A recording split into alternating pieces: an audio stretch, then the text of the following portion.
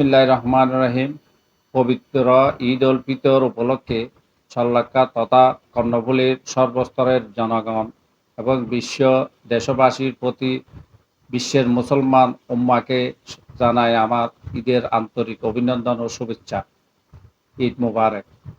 মহান আল্লাহ তাআলার সৃষ্টির সর্বস্তরের লক্ষ্যে পবিত্র মাহে রমজানের এক মাস সিয়াম আদায়ের মাধ্যমে আমাদের মাঝে সর্বস্তরের যেই উৎসাহ উদ্দীপনা আমাদের মধ্যে আরম্ভ হয়েছে, তার জন্য অত্যন্ত আল্লাহ পাক রব্বুল আলামিনের কাছে শুকরিয়া জ্ঞাপন করছি।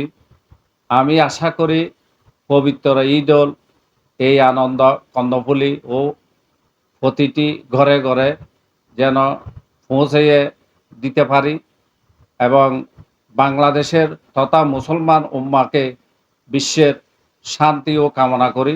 এই ঈদের যেন আনন্দটা সবার ঘরে ঘরে পৌঁছে দেওয়ার জন্য আমি আল্লাহ পাক রব্বুল আলামিনের দরবারে এই শুকরিয়া আদায় করছি এবং সাথে সাথে দুঃখ দুঃখ সুখ দুঃখের সাথী হিসাবে যেন আমি তাদের পাশে থাকতে পারি।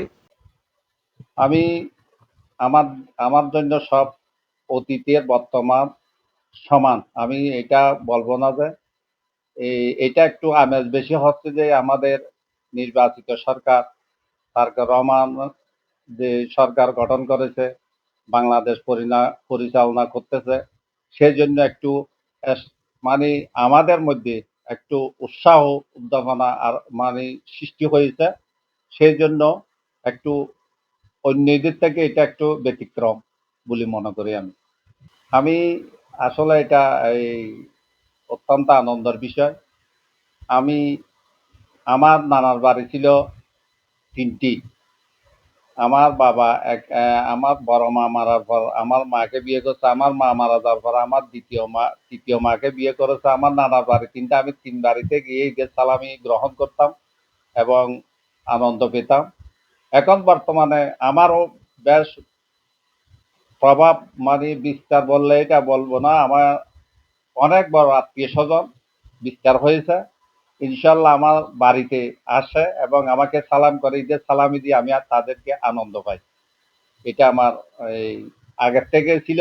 বর্তমানেও যদি ঈদের অন্ততপক্ষে তাদের মনে আনন্দ দিতে পারি, তাহলে এটা আমি এক্সট্রা অনুভব করি যে আমার একটা তাদের সাথে একটা ঈদের অংশগ্রহণ করলাম। আপনি তো চল্লাকা ইউনিয়ন পরিষদের চেয়ারম্যান। আপনি আগামীতে চল্লাকাকে কেমন দেখতে চান তথা কর্ণফুলীকে কেমন দেখতে চান?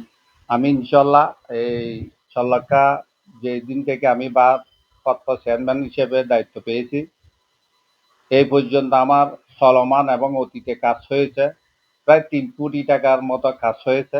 সেটা আপনাদের মাধ্যমে আমি জানতে চাই দেশবাসী চল্লাকা ইউনিয়নের জনগণকে। ৩ কোটির মধ্যে এখনো চলমান কাজ রয়েছে।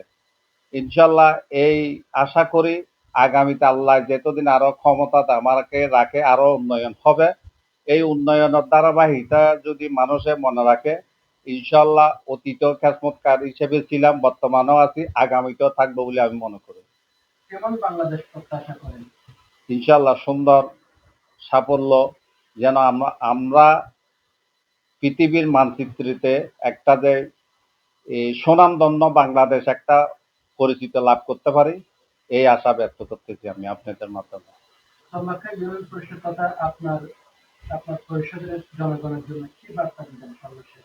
আমি বার্তা দিতে চাই চল্লাকা জনগণকে, যেই সময় যেই মুসিবত আসুক না কেন, যেই কি কোনো কিছু প্রয়োজন হোক না কেন, তাৎক্ষণিক আমার এই মোবাইল সবসময় খোলা থাকবে, ছিল, এখনো আছে, অতীতেও থাকবে। ইনশাল্লাহ তাদের দুঃখ সুখের সাথে আমি যেন তাদের সাথে সম্পৃক্ত হতে পারি, এই প্রত্যাশা আমি আপনাদের মাধ্যমে রাখি।